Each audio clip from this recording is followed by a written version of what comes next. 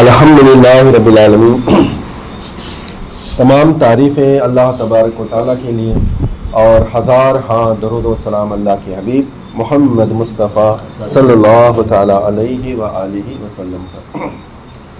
عید میلاد النبی کے جلوس کے پہلے تک ہم نے جو ہے حضور صلی اللہ تعالیٰ علیہ وآلہ وسلم سے عشق کرنے والے صحابہ کرام کی داستانیں سماعت فرمائی تھی، جن میں ہم نے حضرت ابوبکر صدیق رضی اللہ تعالیٰ عنہ، خلیفہ دوم حضرت عمر فاروق رضی اللہ تعالیٰ عنہ، پھر تیسرے خلیفہ حضرت عثمان غنی رضی اللہ تعالیٰ عنہ، اور پھر چوتھے خلیفہ حضرت علی المرتضیٰ کرم اللہ وجہ الکریم۔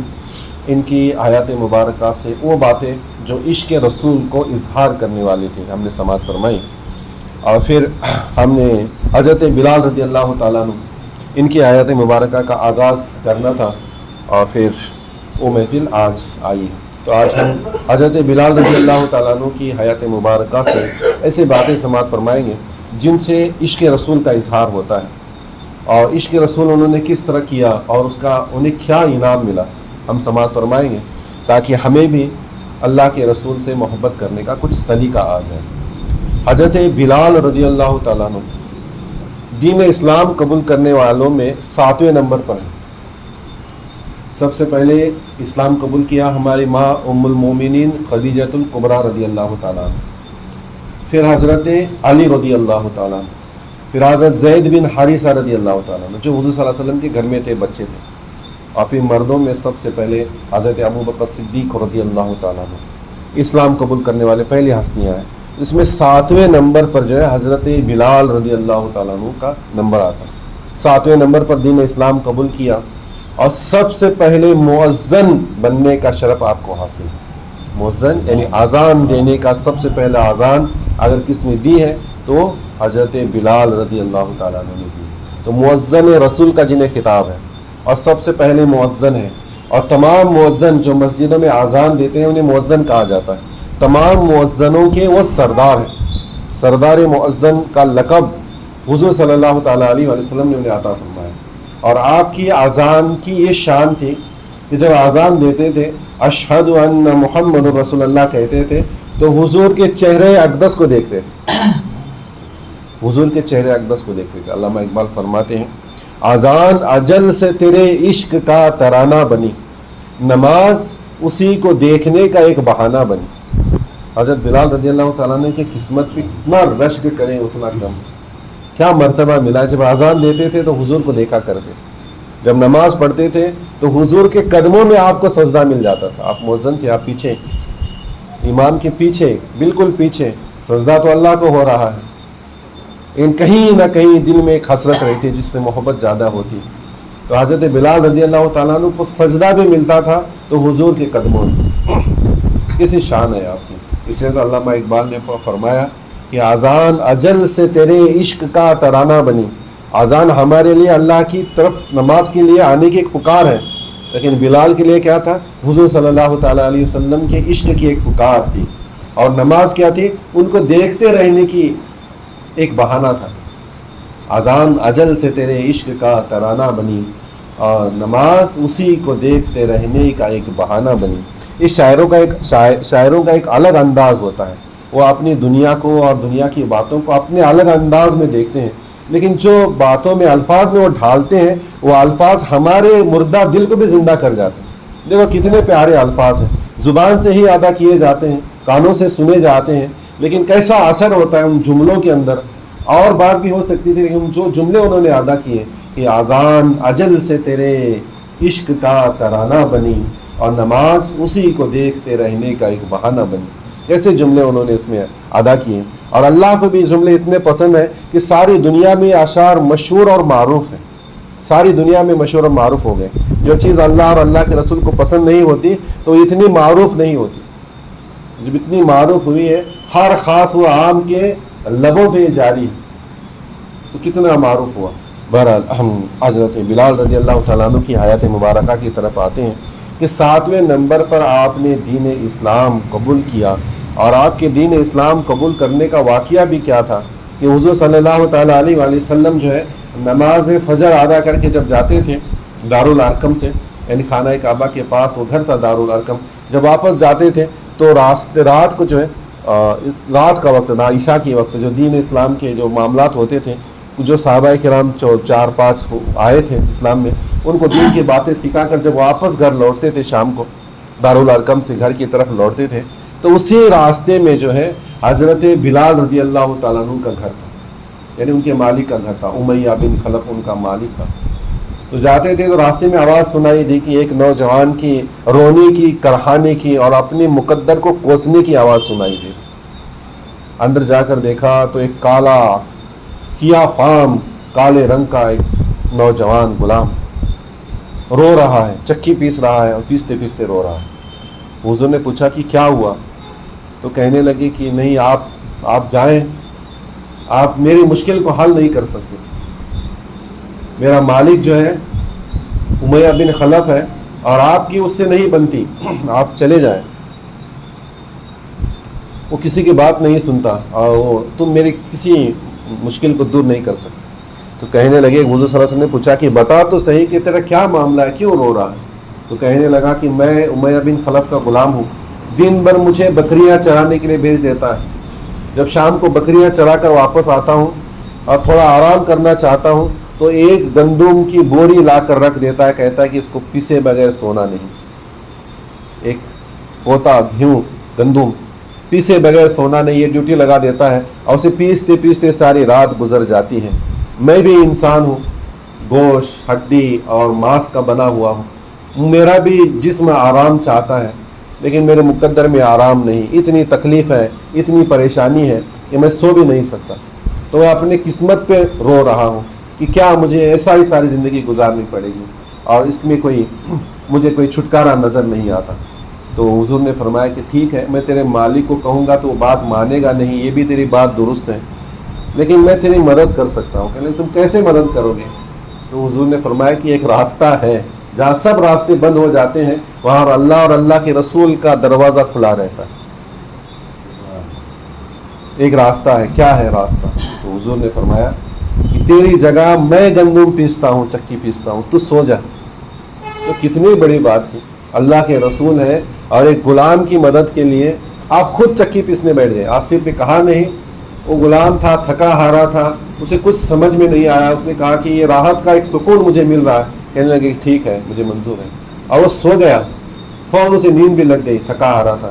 حضور صلی اللہ علیہ وسلم چکی پیستے رہے، سارا گندم پیسا اور اسے جگائے بغیر اٹھ کر چلے گئے۔ دوسری رات بھی یہی، تیسری رات بھی یہی ہوا۔ تو تیسری رات حضرت بلال سو گئے لیکن جلدی اٹھے اور حضور صلی اللہ علیہ وسلم جب چکی پیس کر جانے لگے تو آپ کا ہاتھ پکڑ کر تھام لیا اور کہنے لگے کہ آپ مجھ پر اتنا رحم کیوں کر رہے ہیں، اتنی مہربانی کیوں کر رہے ہیں؟ نہ آپ میرے رشتہ دار ہیں اور نہ ہی میں ایسا طاقتور ہوں کہ آپ کی مدد کر سکوں، اور نہ ہی کبھی میں نے آپ کو ڈرایا ہے، یعنی نہ آپ نے کسی لالچ میں میری مدد کی ہے، نہ کسی ڈر اور خوف کی وجہ سے میری مدد کی ہے، اور میں تمہارے کسی کام بھی نہیں آ سکتا، تو آخر تم میرے اس مدد کیوں کر رہے ہیں؟ ایک بار دوسرے پڑھے۔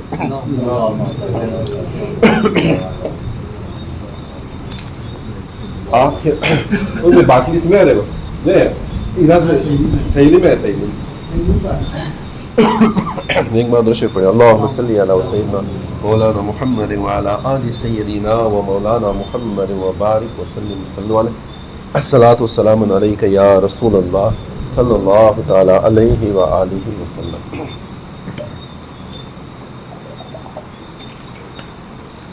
الحمدللہ۔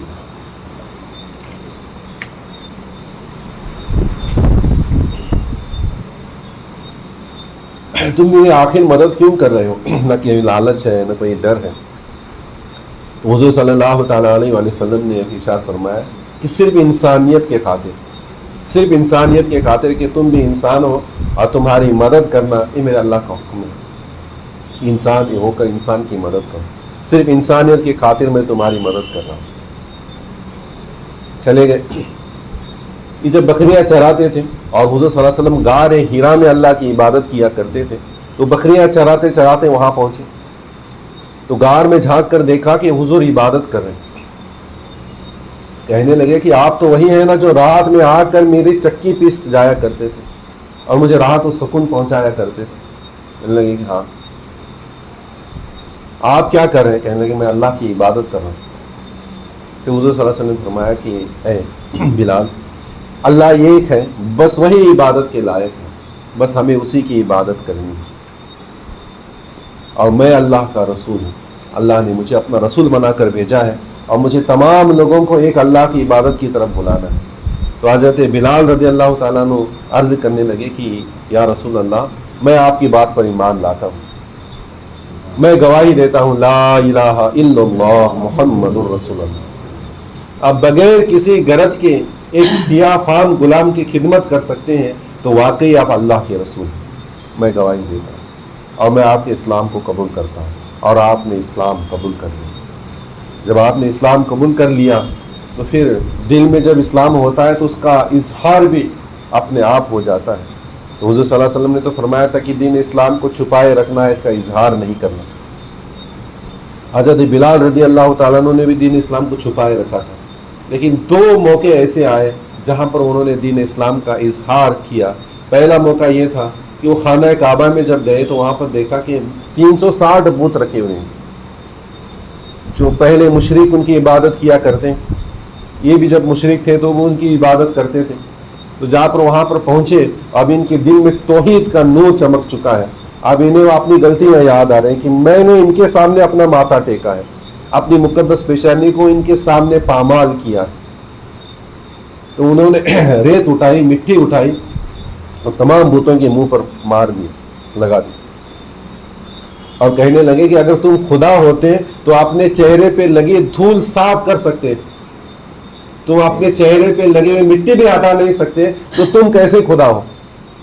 تم اپنے چہرے پہ لگی مٹی بھی صاف نہیں کر سکتے تو دوسروں کی کیا بھلائی کرو گے، دوسروں کی کیا مدد کرو گے؟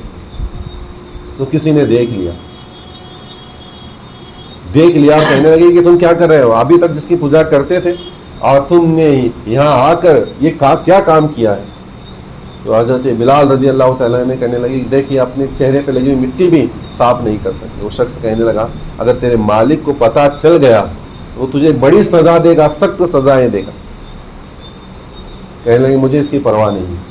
وہ شخص تھوڑا رحم دل تھا، کہنے لگا ٹھیک ہے چلا جائے یہاں سے، میں نے تو منظر دیکھ لیا ہے، کوئی اور دیکھے گا تو تیرے مالک کو ضرور بتا دے گا اور پھر تجھے تکلیف دی جائے گی.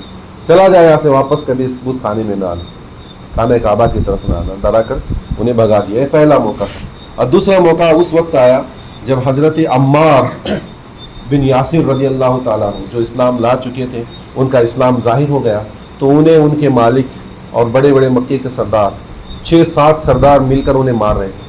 ایک دیوار کے سارے انہیں کھڑا کیا گیا تھا اور کوڑوں سے انہیں مارا جا رہا. ابو جہل نے مارا، ابو لہب نے مارا، شیبہ نے مارا، عتبہ نے مارا. امیہ بن خلف بھی وہاں پر تھا، وہ حضرت بلال کو ساتھ لے کر وہاں سے جا رہا تھا. حضرت بلال امیہ بن خلف کی غلام ہے اور غلام اپنا مالک جو حکم دے اس پر عمل کرنا اس کے لیے ضروری ہوتا ہے. وہ حضرت بلال کو لے کر جا رہے ہیں کسی کام کے لیے تو دیکھا کہ سب لوگ مار رہے ہیں، مار کر تھک گئے. تو امیہ بن خلف جو تھا وہ بھی دین اسلام کا کٹر دشمن تھا. کہنے لگا کہ ابھی بھی باز نہیں آتا تو اور مارو اسے. تو ابو ذر کہنے لگا ہم تو مار کر تھک گئے ہیں لیکن یہ اپنے مذہب سے باز نہیں آتا، لا الہ الا اللہ کا نعرہ لگائے ہوئے ہیں، لے اب تو بھی اپنی حسرت پوری کر لیں. تو امیہ بن خلف نے ہنٹر اپنے ہاتھ میں لیا، وہ سفر سے آیا ہوا تھا، تھکا ہوا تھا. کہنے لگا بلال کو بلایا اور کہنے لگا کہ اے بلال لے میری طرف سے تو مار. اب غلام ہے، سب سردار پیچھے کھڑے ہیں، بلال ہنٹر لے کر آگے بڑھتے ہیں. آگے جانے کے بعد حضرت عمار بن یاسر جو مار کھا کر تھک چکے ہیں، کسی طرح اپنی طاقت کو سمیٹ کر اپنے پیروں پر کھڑے ہو کر تھوڑا آگے آتے ہیں دیوار سے اور حضرت بلال سے کہتے ہیں یہ تو کافر ہے، یہ مجھے ماریں گے. اسے آہستہ سے کہتے ہیں کہ بلال تو بھی 4 کوڑے مار لے، اگر تو مجھے نہیں مارے گا یہ سمجھ کر کہ میں بھی اسلام لا چکا ہوں، تو بھی اسلام لایا ہوا ہے، اگر اسلامی بھائی ہے سمجھ کر رحم کرے گا تو یہ لوگ تجھے بھی ماریں گے، اس سے بہتر ہے کہ میں اجازت دیتا ہوں تو مار. حضرت بلال کبھی عمار بن یاسر کو دیکھ رہے ہیں، کبھی اپنے مالک کی طرف دیکھ رہے ہیں، مالک چلا چلا کر کہہ رہا ہے مارتا کیوں نہیں؟ حضرت بلال کے سامنے بڑا امتحان تھا کہ آپ کیا کروں، ماروں تو میرے اسلامی بھائی کو ماروں گا، اور نہیں مارتا تو سب کو پتہ چل جائے گا کہ میں بھی اسلام لا چکا ہوں اور پھر یہ لوگ مجھے بھی تکلیفیں دیں گے۔ عمار بن یاسر نے پھر آگے بڑھ کر کہا کہ تم میری مدد نہیں کر سکتے بھائی، مجھے مار۔ تو کہنے لگے کہ نہیں، میں تیری مدد کر سکتا ہوں۔ کس طرح مدد کر سکتا ہوں؟ تو جو مار کھا رہا ہے، ایک اللہ کی وحدانیت کی گواہی دیتے ہوئے مار کھا رہا ہے، حضور کی محبت میں مار کھا رہا ہے، تو میں تیرا ساتھ دے سکتا ہوں۔ تو اکیلا مار کھا رہا ہے تو میں تیرے ساتھ مل جاتا ہوں، اس سب مل کر ہم دونوں کو ماریں گے، تجھ پر پڑنے والے وار کے اندر میں حصے داری لے سکتا ہوں، اس طرح تیری مدد کر سکتا ہوں۔ اور پھر حضرت بلال نے وہ ہنٹر زور زور سے گھمانا شروع کر دیا۔ یہ پہلا اعلان تھا ان مشرکوں کے لیے، یہ اعلان بغاوت کہ یہ شرک ہے، یہ کفر ہے، یہ بت پرستی سب جھوٹ ہے، پہلا اعلان تھا۔ ایک بار شریف ہے اللہ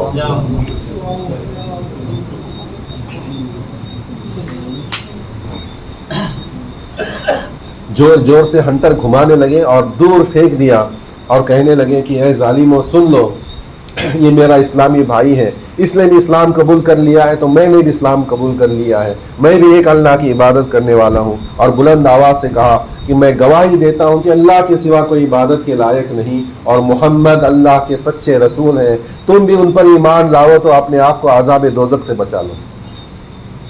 اعلان بھی کیا، ساتھ ہی ان مشرکوں کو دعوت بھی دی۔ انہیں اور غصہ آ گیا، دھکیل دیا انہیں عمار بن یاسر کی طرف اور ہنٹر اٹھا کر دونوں کو مارنے لگے۔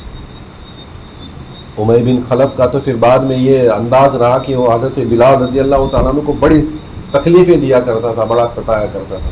انشاءاللہ تبارک و تعالیٰ آگے کی بیان انشاءاللہ کل ہم سماعت فرمائیں گے۔ اللہ کی بارگاہ میں دعا ہے کہ اللہ تبارک و تعالیٰ ہم سب کو کہنے اور سننے سے زیادہ عمل کرنے کی توفیق عطا فرمائے۔ وما علینا الا البلاغ المبین وآخر دعوانا ان الحمدللہ رب العالمین۔ ایک فاتحہ خوانی کریں گے انشاءاللہ۔ آج ہمارے پرانے کپڑے نکالے تو اس میں ہم ابا کے ہمارے ابا جان کی ٹوپی ملی، تو ان کے فاتحہ خوانی کریں گے، ان کے لیے دعا کریں گے انشاءاللہ۔ الفاتحہ۔